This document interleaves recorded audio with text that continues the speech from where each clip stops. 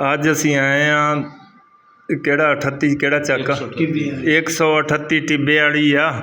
ਇਹਦੇ ਵਿੱਚ ਆਏ ਹਾਂ ਰਹੀਮ ਯਾਰ ਖਾਂ, ਜ਼ਿਲ੍ਹਾ ਰਹੀਮ ਯਾਰ ਖਾਂ, ਉਹਦੇ ਵਿੱਚ ਆਏ ਹਾਂ। ਬਾਬਾ ਮੁਹੰਮਦ ਲਤੀਫ, ਉਹਦੇ ਨਾਲ ਗੱਲਬਾਤ ਕਰਦੇ ਹਾਂ ਬਈ ਦਾਦਕਿਆਂ ਦਾ ਵੱਡਿਆਂ ਦਾ ਪਿੰਡ ਕਿਹੜਾ ਸੀ। ਇਹਨਾਂ ਦੀ ਪੈਦਾਇਸ਼ ਤਾਂ ਹੈਗੀ ਬਾਅਦ ਦੀ, ਜਿੱਦਾਂ ਇਹਨਾਂ ਨੇ ਸੁਣਿਆ ਉੱਦਾਂ ਹੀ ਸੱਚੀਆਂ ਗੱਲਾਂ ਨਾਲ ਹੀਰ ਵਾਰਿਸ ਸ਼ਾਹ ਸੁਣਾਉਣਗੇ ਅਤੇ ਕੋਈ ਗੱਲਾਂ ਬਾਤਾਂ ਚੰਗੀਆਂ। ਬੜੇ ਦਿਲ ਖੁਸ਼ ਹੋਇਆ ਇਹਨਾਂ ਨਾਲ ਮਿਲ ਕੇ ਅਤੇ ਬੜੀ ਅੱਛੀ ਗੱਲਬਾਤ ਕਰਦੇ ਆ।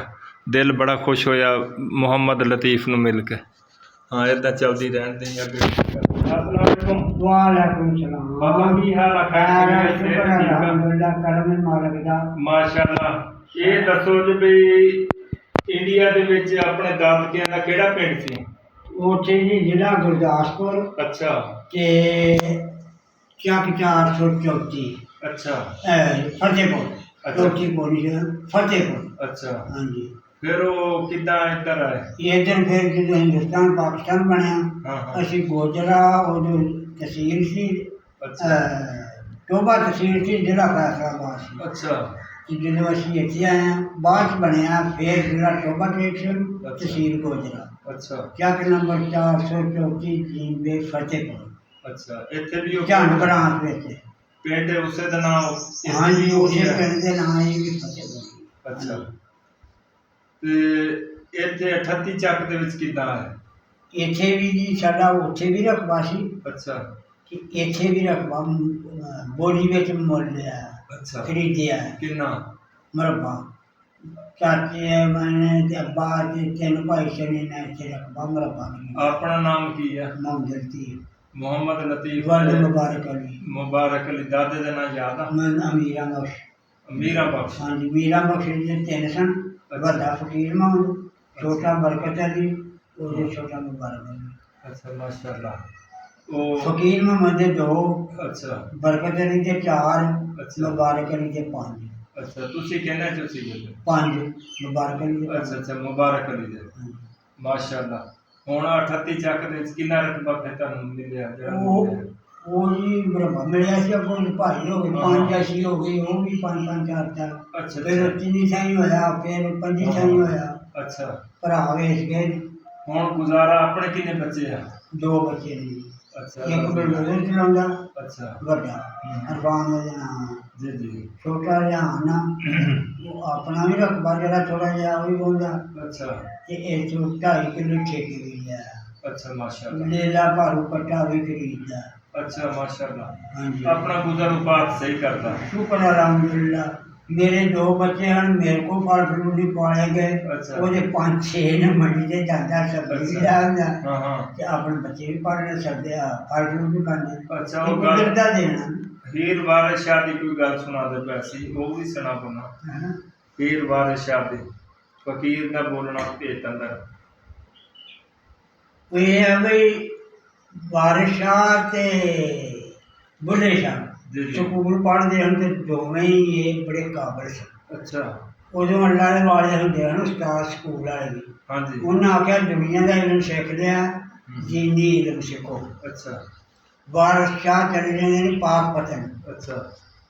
ਉੱਥੇ ਜਾ ਕੇ ਮਰੀਜ਼ ਪੈ ਜਾਂਦੇ ਨੇ ਤੇ ਬੁੱਲੇ ਸ਼ਾਹ ਚਲ ਜਾਂਦੇ ਨੇ ਅਨੈਲ ਸ਼ਾਹ ਅੱਛਾ। ਫੈਸਲਾਬਾਦ। ਹਾਂ ਹਾਂ। ਇਹ ਲਾਹੌਰ। ਹਾਂਜੀ, ਇਹ ਉੱਥੇ ਫਿਰ ਸਿੱਖਦੇ ਰਹੇ। ਅੱਛਾ। ਇਹ ਵਾਰਿਸ ਸ਼ਾਹ ਫਿਰ ਜਿਹੜਾ ਵਾਪਸ ਸਾਰਾ ਇਹਨੂੰ ਲੈ ਲਿਆ ਨਾ, ਹਾਂ। ਇਹ ਵਾਪਸ ਜਿਹੜਾ ਤਾਂ ਲੈਣਾ ਜੋ ਖਰਲ ਹਾਂਸ ਦਾ ਇਲਾਕਾ ਸੀ, ਅੱਛਾ। ਉੱਥੇ ਰਾਤ ਇਹਨਾਂ ਨੂੰ ਕਿਤੇ ਪੈ ਜਾਂਦੀ ਹੈ। ਹਾਂ ਹਾਂ।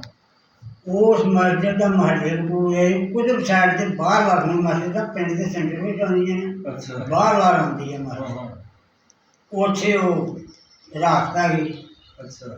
ਲੁਹਾਰ ਨੇ ਆਖਿਆ ਮੁਸਾਫਰਾ ਨਮਾਜ਼ ਪੜ੍ਹ ਕੇ ਘੜੀ ਆ ਮੇਰਾ ਘਰ ਰੋਟੀ ਲੈਣ। ਹਾਂ ਹਾਂ। ਉਹਦੇ ਮੁਤਾਬਕ ਲੁਹਾਰ ਦੇ ਵਾਰਿਸ ਸ਼ਾਹ ਰੋਟੀ ਲੈਣ ਚਲਾ ਗਿਆ। ਅੱਛਾ। ਦਸਤਕ ਦਿੱਤੀ ਆ। ਹਾਂ। ਤੇ ਉਹ ਹੁਣ ਪਤਾ ਨਹੀਂ ਵੀ ਭਾਗ ਪੜੀ ਉਹਦੀ ਬੀਬੀ ਆ ਜਾਂ ਬੇਟੀ ਆ। ਅੱਛਾ। ਉਹ ਆਂਦਾ ਭਾਗ ਪੜੀ ਰੋਟੀ ਦੇ ਲੁਹਾਰ ਆਂਦਾ। ਹਾਂ ਹਾਂ। ਤੇ ਇਹਨੇ ਵਾਰਿਸ ਸ਼ਾਹ ਨੂੰ ਰੋਟੀ ਲੈਣ ਲੱਗਾ। ਅੱਛਾ। ਦੋਵਾਂ ਦੇ ਕੰਮ ਹੋ ਗਿਆ। ਹਾਂ ਹਾਂ। ਵਾਰਿਸ ਸ਼ਾਹ ਜੋ ਨਾ ਦਿਖਾ ਭਾਗ ਪੜੀਏ ਕੋਲ ਰਹਿਣੀ ਹੈ। ਅੱਛਾ। ਹੈ ਹਾਂ ਹਾਂ। ਫਿਰ ਉਸੇ ਮਾਮਲ ਕਰਾਉਣ ਲੱਗ ਪਏ ਨੇ। ਜੀ ਜੀ ਮੌਲ ਵੀ ਭੱਜ ਗਿਆ। ਹਾਂ ਹਾਂ ਇੰਨੀ ਜ਼ੋਰ ਦੀ ਕਿਰਤ ਕਰਨੀ ਗੁਰਬਾਣੀ ਦੇ ਘਰ ਤੱਕ ਆਵਾਜ਼ ਹੈ। ਜੀ ਜੀ ਅੱਛਾ, ਉਹ ਫਿਰ ਇੱਕ ਦਿਨ ਇਸੇ ਤਰ੍ਹਾਂ ਹੀ ਘਰ ਗਏ ਹਨ ਫੁਕਣੀ ਦੇਣ। ਲੁਹਾਰੀ ਕਹਿੰਦੇ ਸੀ ਘਰ ਵਿੱਚ ਪਿੰਡ ਦੇ ਕੰਮ ਕਰਨ। ਅੱਛਾ ਲੁਹਾਰ ਗਏ ਹਨ ਜੱਟਾਂ ਦੇ। ਜੀ ਜੀ ਸਿੱਖਾਂ ਦਾ ਦਸਤਾ ਆ ਜਾਂਦਾ, ਉਹ 8 ਨੇ 9 ਨੇ। ਹਾਂ ਹਾਂ ਉਹਨਾਂ ਆਖਿਆ ਲੁਹਾਰ ਸਾਡੇ ਇਤਿਹਾਸ ਸਿੱਖੀ ਕਰ ਜੀ ਜੀ ਫੌਜ ਤੋਂ ਹਰ ਕੋਈ ਡਰਦਾ। ਹਾਂ ਹਾਂ ਉਹਨਾਂ ਡਰ ਨਾਲ ਉਹਨੇ ਦਾ ਕੰਮ ਸ਼ੁਰੂ ਕਰਿਆ, ਬਾਕੀ ਰੋਕ ਜੀ ਦਿੱਤਾ। ਜੀ ਵਾਰਿਸ ਸ਼ਾਹ ਨੂੰ ਪਤਾ ਨਹੀਂ ਫੂਕਣੀ ਆ ਜੇ ਭਾਂਡੇ ਕਰੀ ਕਰਨ ਵਾਲੀ ਸੀ ਉਹ ਸੀ ਉਸ ਹਾਂ ਹਾਂ ਵਕਤ, ਜਾਂ ਪੱਖੇ ਵਾਲੀ ਸੀ ਜੀ ਇਹ ਜੀ ਉਸ ਵਕਤ ਦੀ ਗੱਲ ਹੈ। ਹਾਂਜੀ ਹਾਂਜੀ ਉਹ ਫੌਜ ਦੇ ਲੁਹਾਰੇ ਦੇ ਦਿਲ ਚ ਆਇਆ ਵੀ ਮੈਂ ਘਰ ਕੋਲੇ ਲੈ ਆਵਾਂ। ਜੀ ਜੀ ਵਾਰਿਸ ਸ਼ਾਹ ਨੇ ਆਖਿਆ ਨਹੀਂ ਕਿ ਕੋਲੇ ਬੜੇ ਨੇ, ਕੰਮ ਕਰੀ ਜਾਓ। ਹਾਂ ਹਾਂ ਉਹਨੇ ਹੋਰ ਲੈ ਜੇ ਨਾ ਆਖਿਆ ਬਾਜ਼ਾਰਬਾਜ਼ੀ ਕਰ ਦੇਗਾ। ਹਾਂ ਹਾਂ ਵਾਰਿਸ ਸ਼ਾਹ ਨਾਲ ਪੱਖਾ ਪਾਉਣ ਦੇ ਪੈਰ ਲਾ ਛੱਡਿਆ। ਅੱਛਾ ਪੱਖਾ ਫੇਰਦੇ ਨੇ, ਜਦੋਂ ਮਾਸ਼ਾ ਦੀ ਗੋ ਆਈ ਲੁਹਾਰੇ ਨੇ ਵੇਖਿਆ ਉਹਨੇ ਪੈਰ ਬਾਹਰ ਕੱਢ ਲਿਆ। ਹਾਂ ਹਾਂ ਮੁੜ ਕੇ ਫਿਰ ਆਪਣੇ ਜੰਡਿਆਲੇ ਫਿਰ ਗਾਂ ਜਾਂਦੇ ਨੇ। ਅੱਛਾ ਹਾਂਜੀ, ਉੱਥੇ ਇੱਕ ਪਟਵਾਰੀ ਆ, ਅੱਛਾ ਇਹ ਨਾਂ ਉਹਦੇ ਮਹਬੂਬਾ ਲਵਾਂ ਤੇ ਹੋਰ ਨੇ ਦੋਸਤ ਤਿੰਨ ਚਾਰ। ਮਾਲੋਵਾਲ ਦਾ ਪਟਵਾਰੀ ਸੀ। ਹਾਂਜੀ ਮਾਲਵਾ ਮਾਲਵਾ ਜੇਕਰ 4 ਦਿਨ ਮਾਲਵਾ ਛੱਡ ਜਾਵੇਂ, ਛੱਡ ਆਵੇਂ ਖੁਸ਼ ਜਾਵਾਂਗੀ, ਤੇਰੀ ਪਟਵਾਰ ਨਹੀਂ ਹੋ। ਇਹ ਦੱਸ ਉਹਨਾਂ ਆਖਿਆ ਬੈਠਿਆ ਡਾਕਟਰ ਕਿਹੜੀ ਸਰਕਾਰ ਦਾ ਹੈ? ਬਈ ਆਪਣਾ ਨਾਂ ਤੂੰ ਸ਼ੇਰ ਪਰ ਤੂੰ ਹੀ ਲਿਆ। ਜੀ ਜੀ ਬਾਦਸ਼ਾਹ ਉਹ ਬਾਦਸ਼ਾਹ ਦੀ ਕੋਈ ਵੀ ਨਹੀਂ ਬਾਦਸ਼ਾਹ। ਹਾਂ ਹਾਂ ਤੇ ਉਹ ਕਿੱਸਾ ਕਹਾਣੀ ਹੈ ਸੀ ਲਿਖਿਆ ਹੀ ਜਾਂਦੇ ਦਾ ਨੂੰ ਵਰਤਿਆਂ ਦਾ ਕਿ ਤਿੰਨਾਂ ਦਾ ਹੁੰਦਾ। ਹਾਂ ਹਾਂ ਉਹ ਨਹੀਂ ਪੜਿਆ ਸੀ। ਉਹ ਫਿਰ ਉਹਨੇ ਅੱਗੇ ਅਸੀਂ ਕਹਿੰਦੇ ਨਾ ਹੀਰ ਬੁੱਢੀ ਸੀ, ਉਹ ਰਾਂਝਾ ਬੰਦਾ ਸੀ ਆਪਣਾ ਜੀ ਜੀ ਜੀ ਸਰਹੰਗ ਦੇ ਵਿੱਚ ਆਖਰ ਦੇ ਵਿੱਚ ਲਿਖਿਆ ਹਾਂ ਹਾਂ ਇਹ ਬਹੁਤ ਰੂਜਾ ਜਿਹੜਾ ਹਾਂਜੀ ਹਾਂਜੀ ਇਹ ਸਮਝ। ਤੇ ਉਹ ਕੋ ਚੰਦ ਬੋਲ ਤਾਂ ਸੁਣਾਵੋ ਹਾਂ। ਵਾਰਿਸ ਸ਼ਾਹ ਦੇ। ਉਹ ਹੁਣ ਸ਼ੇਰ ਵੀ ਭੁੱਲ ਫਕੀਰ ਦਾ ਬੋਲਣਾ ਭੇਤ ਅੰਦਰ ਤੁਸੀਂ ਆਪ ਹੀ ਦੱਸੋ। ਆਹੋ ਦਾਨਸ਼ਵਰ ਨੂੰ ਵਾਰਿਸ ਸ਼ਾਹ ਦਾ ਬੋਲਣਾ ਭੇਤ ਅੰਦਰ ਦਾਨਸ਼ਮੰਦ ਨੂੰ ਗੌਰ ਜ਼ਰੂਰੀ। ਬੇਸ਼ੱਕ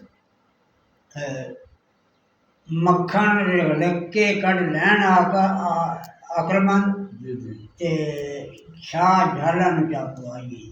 ਬੇਸ਼ੱਕ ਆਏ ਤੇ ਬਾਕੀ ਉਹ ਆਪਣੇ ਸ਼ੇਰਾਂ ਵਿੱਚ ਆਪਣੇ ਜਿਵੇਂ ਆਖੀਦਾ ਜਾਂ ਫਲਾਣੇ ਦੇ ਵਾਰ ਵਿੱਚ ਇਹ ਵੀ ਆ ਗਏ ਆਪਣੇ 14 ਪਿਆ ਮਾਰੇ ਵਾਰਿਸ ਕੁਤਬ ਸ਼ਾਹ ਦੀਆਂ ਬੇਟੀਆਂ ਕੁਤਬ ਸ਼ਾਹ ਦੀ ਅੱਛਾ ਇਸੇ ਸ਼ੇਰਾਂ ਵਿੱਚ ਹੀ। ਹਾਂ ਹਾਂ ਤੇ ਇਹ ਮੁੜ ਕੇ ਲਿਖ ਕੇ ਤੇ ਲੈ ਕੇ ਜਾਂਦੇ ਨੇ, ਪਤਾ ਨਹੀਂ ਸਕੂਲ ਦਾ ਸੀ ਹਾਂ ਹਾਂ ਜਾਂ ਕੋਈ ਅੱਲਾ ਦਾ ਬੰਦਾ ਸੀ। ਹਾਂਜੀ ਕਿਤਾਬ ਲਿਖ ਕੇ ਉੱਥੇ ਕਰਦੇ।